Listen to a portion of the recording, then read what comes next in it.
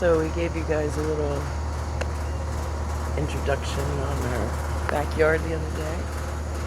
And now I think I'll go through piece by piece and show you what we do. These are those beautiful roses, if you remember. Lots of buds. I'm so excited the yellows are coming out. Can't wait till they bloom.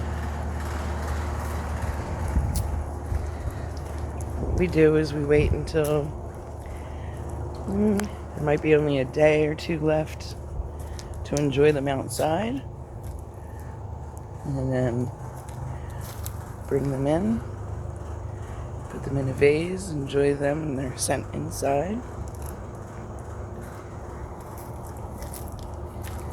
And then we're going to make some small batch rose oil. If you've ever looked up rose oil, you know how expensive it is. Excellent for your hair, skin, and nails. I'm going to cut these and show you how they turn out. So here's our basket of roses I clipped off of the bushes. This rose in the vase there is left from the last roses that I cut and put in there, but it's still holding strong, so I'm going to leave them in there. And we have the petals and a clean jar to make the oil. It's so nice to look at all the uses of anything that you have on hand. The roses are beautiful outside. I love walking outside and seeing them there. But then when they're getting close to losing their petals, bring them inside. It gives a fantastic scent to the living room where I put them on the table. And then as the petals fall off, I save them. And we're going to add them to this jar with a little bit of olive oil. And you really don't need special equipment, or, went over many recipes for DIY rose oil recipes, and some were so overcomplicated. It's really not that hard. Okay, let's cut them up and get them in the vase. As I was making the arrangement, the petals did start falling off that one last rose from our last arrangement, so put them in there for use in the oil. Okay, there's our arrangement there. Very pretty, very colorful. Excellent scent to put in your home. Here's the petals we've been collecting. Here's the leaves and stems we cut off, which will be added to our green fertilizer pile. These petals just are like the feel of luxury. They're just so soft. Okay, so we're going to put them in the jar. Like I said, I try to do small batches.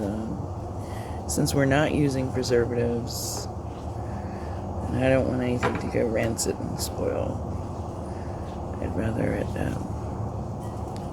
go to good use. These are these smell so good. I do like the red ones too, but these mix, and the yellows, when they're finally out, they smell the best. So put them in the jar. Take my olive oil here, little spout, pour it in so that everything is covered. Make sure all the petals are under.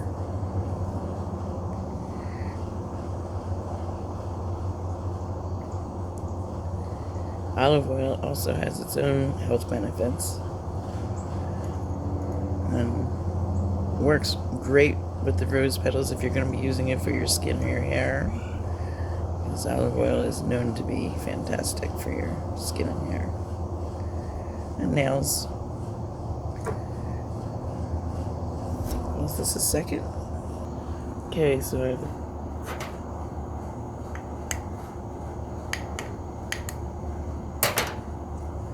push the petals down, make sure they're fully submersed. And all we're gonna do is bring them in and put them in a pot of water that has already boiled, and it's gonna be off of the stove. And we're gonna let it sit for a day. I don't do exacts, but if you need an exact, I'll say 24 hours. And then we're gonna strain them with a cheesecloth, and that oil is good to go.